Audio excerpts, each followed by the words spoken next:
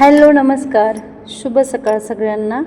तर सकाळी सकाळी या नाश्ता करायला सगळ्यांचा नाश्ता वगैरे झालेला आहे आणि नाश्ता वगैरे झाला की आम्ही चाललेलो आहोत बाहेर. तर बाहेर का जात आहोत तर बाहेर थोडंसं म्हणजे खरेदीचं काम होतं. खरेदी म्हणजे हीच आपली शॉपिंग वगैरे. तर बाहेर खूप ऊन होतं. ऊन ह्या आठवड्यामध्ये खूप म्हणजे खूपच वाढलेलं आहे. चांगले 8-10 दिवस झालं ऊन खूप होत आहे. तर शॉपिंग कशासाठी आहे का आहे तर ही शॉपिंग आहे भाच्याच्या लग्नासाठी. तर भाच्याच्या लग्नासाठी आम्ही वरमाईला साडी घेण्यासाठी साडी बघतो आहे. तर इथे आम्ही वरमाईला साडी घेतलेली आहे आणि इथेही माझ्यासाठी सुद्धा घेतलेली आहे. आता ही मामाहेराची म्हणून नाही घेतलेली, मी अगोदरच घेतलेली होती. पण आता बघू पुढे काय होते. तर ही मामाहेरालाच मानणं होती की त्या दुसरी घेतात असं काही ठरवलेलं नाही आहे. पण ही मला आवडली म्हणून ही मी घेतलेली आहे आणि मला बऱ्याच दिवसापासून घ्यायची होती. थोडंसं आरीवर्कचं ब्लाऊज वगैरे अशी कलांजलीची पैठणी आहे ना ती मला घ्यायची होती. पण जास्त हेवी नको होती, थोडीशी आपली मीडियम पद्धतीनं. कारण काठापदराच्या ज्या साड्या आहेत ना त्या आपण जास्त घालत नाही, घातल्या तरी पण मग सारख्या आपल्याला घालावेशा वाटत नाही येतं. त्यामुळे म्हटलं जास्त हेवी घेऊन घरामध्ये राहते त्यापेक्षा आपल्या थोडंसं वर्क वगैरे घेतलं तर ते आपण जास्त प्रमाणामध्ये नेसतो तरी. पण आता ती घ्यायचीच होती तर म्हटलं चला घेऊया. आणि खरेदी वगैरे थोडीशी झाली आमची. प्रतीक्षालासुद्धा ड्रेस वगैरे घेतला. पण त्यानंतर घरी आल्याच्यानंतर आता लग्न घरचं आहे म्हटल्यावर थोडीशी तयारी आपण जास्तच करतो. तर जास्त म्हणजे काही नाही आहे, हिचासुद्धा बड्डे वगैरे होता तर त्यासाठीच हे केलेलं आहे. थोडं हिला पण एक ड्रेस घेतला. हिचं काही ड्रेस घ्यायचं असं ठरलेलं नव्हतं, भाचीसाठी घ्यायचा होता. पण भाची म्हटली मला पैसे पाठवून दे, मी माझा गावी घेते. कारण फोटोमध्ये बघणं आणि एक प्रत्यक्षात बघणं थोडीशी चॉईस वेगळी होती आणि मग तो नंतर मनाला येत नाही आहे. त्यासाठी तिनं तिच्या मनाने गावाकडे घेतलेला आहे आणि आम्ही खरेदी वगैरे केली आणि गावी आलेलो आहोत. गावी आल्यानंतर सकाळी गाडीमध्ये बघा, रात्रभर गाडी ज्यावेळेस आपण प्रवास करतो ना त्यावेळेस खूप अवतार होतो आपला आणि हा सकाळचा सूर्योदय. तर घरी आल्याच्यानंतर मग घरी चहा पाणी वगैरे झाली. आईला पण थोडासा उशीर झाला होता उठायला आणि भाऊजाईचं चालू होतं आपलं सकाळचं जे काम आहे ते. मी काही आल्या सूट घेतलेलं नाही आहे कारण थोडंसं लेट स्टार्ट होतं रुटीनला, त्यामुळे मी जास्त शूटिंग नाही घेतलेलं. तर असं इथे काय केलेलं आहे हा बघा, एकादस होती. आईनं साबुदाण्याच्या पापड्या तळल्या होत्या.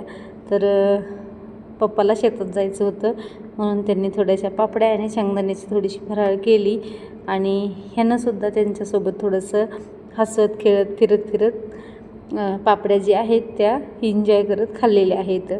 आणि मी एकीकडे साबुदाण्याची खिचडी म्हणजे बनवण्यासाठी घेतलेली आहे आणि एकीकडे आईनं काय केलेलं आहे थोडेसे भजे आणि पापड्या करत आहे. बटाटे वगैरे चिरलेले आहेत, भाजीची तयारी केलेली आहे. बटाट्यासाठी म्हणजे भाजीसाठी बटाटे चिरलेले आहेत. तर अशी ही थोडंसं आता साडी नंदासाठी कुठली घेतलेली आहे ती मी तुम्हाला दाखवते.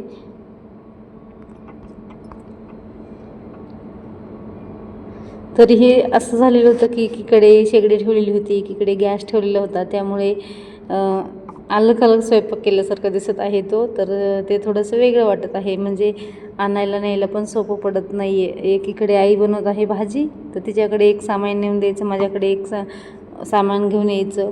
त्यामध्ये थोडासा वेळ पण जात आहे आणि कंटाळवाणी पण वाटत आहे. मग नंतर ह्यांनी दोन्ही पण एकाच जागी ठेवलं. पहिलं एकाच जागी होतं हे ठेवलेलं, पण ते ना थोडंसं एका जागी पण खूप गर्दा वगैरे वाटायला लागला आणि त्यांनी थोडंसं चेंज करून बघितलं पण ते काही तसं व्यवस्थित वाटत नव्हतं, म्हणून ते नंतर पुन्हा एका जागी ठेवलेलं आहे. तर असो इथं साबुदाण्याची खिचडी वगैरे मी बनवून घेतलेली आहे आणि आईने सुद्धा तिकडं बराच स्वयंपाक केलेला आहे. खिचडी बनवून झाली की मी लगेच काय केलेलं आहे, रस करायला घेतलेला आहे. रस करताना मात्र कुठलंही हे नाही केलेलं, कारण रसाचा व्हिडिओ मी ऑलरेडी एक टाकलेला आहे तुमच्याकडे. आणि आपण सगळेच आता सीझनच आहे म्हणल्यावर आमरस केल्याशिवाय आपण सहज म्हणून जातो की आमरस खायला. तर आमरसच केला तर आंब्याच्या दिवसामध्ये बरा वाटतो आणि जेवायला केल्यासारखं सुद्धा वाटतं. बाकी त्याच्यासोबत साधं जेवण असेल तरी चालतं पण आमरस मात्र असायला हवा. तर आमरस केलेला आहे. भाऊ आलेलं होतं, त्याला म्हटलं मात्र आमरस वगैरे करणं नाही झाला त्यांचा, थोडंसं 2 दिवसामध्ये जास्त म्हणजे काही विशेष असं जेवायला झालं नाही. म्हणून आई म्हटले आता तू आलीस तर तुला तरी करते म्हणून केलेलं आहे. तर चला, खिचडी वगैरे बनवून झाली माझी. इथे माझी मुलगी मला मध्ये करत होती. आईच्या इथं गेल्यावर पण काम करावं असं वाटतं का? आणि केलं तर खूप म्हणजे उत्साहीपणाने करतो का कंटाळवाणीपणाने करतो? मला नक्की कमेंटमध्ये सांगा. मला तर कंटाळा नाही येत. मी म्हणजे कसं असतं ना, प्रत्येकालाच 1-2 माणसं वाढले तर काम पण वाढतं. त्यापेक्षा मग थोडं केलं तर सगळ्यांनाच हलकं वाटतं, पटकन होतंसुद्धा काम. आणि तिघीनं 3 कामं केले तर सगळ्यांना मस्त वाटतं आणि पटकन होतात कामं. तसं एखादं काम मी पटकन हाती घेण्याचा प्रयत्न करत असते आणि ते होऊन पण जातात मग पटपट कामं.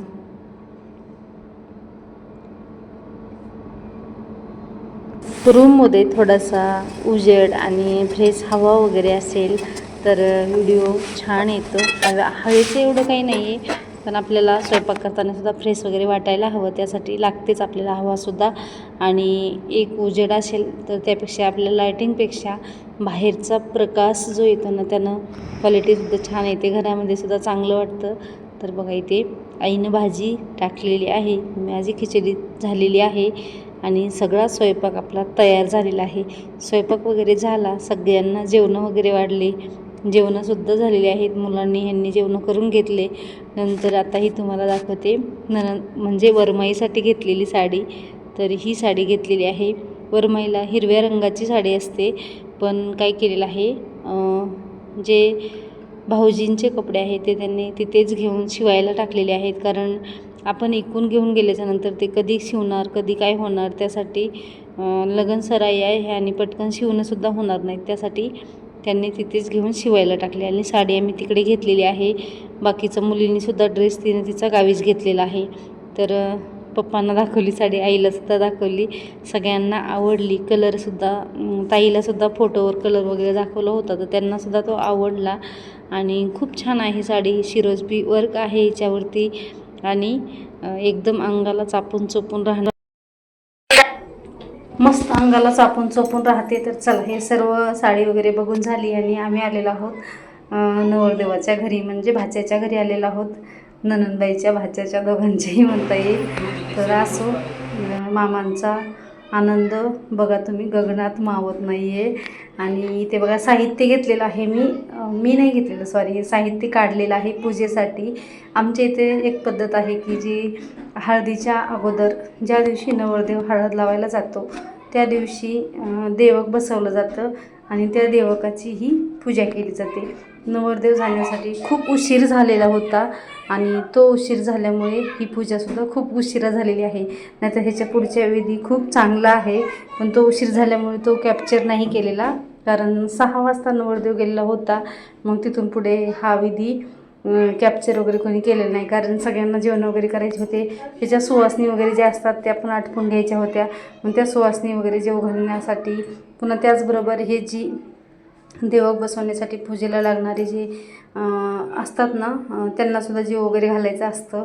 तर मग त्यासाठी खूप उशीर होणार होता, त्यासाठी मग उशीर होईल म्हणून बाकीचं काही कॅप्चर केलेलं नाही. नवरदेवाला पहिली ही पूजा झालेली आहे.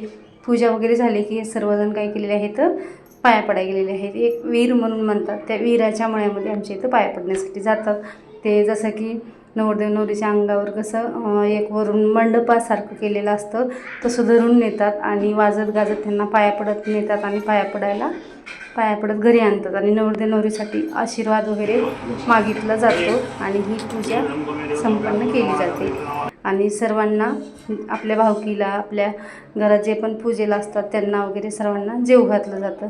तर चला, ही सर्व पूजा आवरली आणि नंतर आम्हाला हळद लावण्यासाठी सुद्धा जायचं होतं. तर त्यासाठी ही पूजा जी आहे ती बघा, जे आपण 7 किंवा 5 ज्या सवासणी असतात ना, त्या सवासणीसाठी 5 सवासणी असतात, त्या 5 सवासणीसाठी हे जे साहित्य आहे ते आहे. आणि हा कलशसुद्धा पुजलेला आहे. आणि आंब्याची ह्याच्यामध्ये भरपूर सारे डहाळे वगैरे आहेत, मी काय ते विचारले नाही. तर सौंदडी, आंबा वगैरे अजून बरंच काय काय होतं त्याच्यामध्ये, मी पूर्ण हे नाही केलं डिटेल्समध्ये. आणि हे उरलेले जे पानं होते ना, त्याचे काय केलेलं आहे, तोरण बांधलेलं आहे. हे टाकून देत होते, पण म्हटलं लग्नाचं घर आहे, टाकून देण्यापेक्षा तोरण बांधलेलं खूप चांगलं राहील. असं तर दुसरं काही सजावट वगैरे केलेलं नाही आहे, त्यापेक्षा म्हटलं ह्याची तरी थोडीशी सजावट, म्हणजे एक दाराला आंब्याचं तोरण आपण सहज म्हणतो ना, कुठलंही शुभ कार्य असेल तर गुढी उभारा, तोरणं बांधा. तर हा सर्व कार्यक्रम झाला. आम्ही हळद लावायला गेलो. हळद वगैरे लावून येईपर्यंत आम्हाला 12:30 वाजले. आणि नंतर आम्ही नाही, हा हळदीच्या अगोदरचा आणि एकादश होती, एकादशीच्या दिवशीचा हा व्हिडिओ आहे. तर त्या दिवशी मग संध्याकाळी आम्ही आई पप्पाच्या इथे घरी झोपण्यासाठी आलो. मुलं म्हणले चला, आता मुलांना सवय लागली वॉशरूमची याची. आलेलो आहोत, आईकडे आलेला होतं. तर तिथे बघा 11:30-12 वाजले होते, तरी पण एकादश असल्यामुळे भजन वगैरे चालू होतं. आणि पप्पा बघा, पप्पा भजन म्हटलं की त्यांची कितीही वाजू द्या, भजन हे केल्याशिवाय त्यांना करमत नाही. म्हणजे सगळीच भजनी मंडळी जी आहे ती खूप उत्साहाने भजन वगैरे करते. आणि दारातून दिसत होतं थोडंसं, एकदम क्लिअर आलेलं नाही आहे, पण कॅप्चर केलेलं आहे थोडंसं. आम्ही वरती झोपायला गेलो होतो स्लॅबवरती, तर हे तिथून मंदिरामधलं थोडंसं कॅप्चर केलेलं आहे. चला, आजचा व्हिडिओ एवढाच आहे. उद्याच्या व्हिडिओमध्ये थोडासा तुम्हाला हळदीचं लुक वगैरे दाखवते.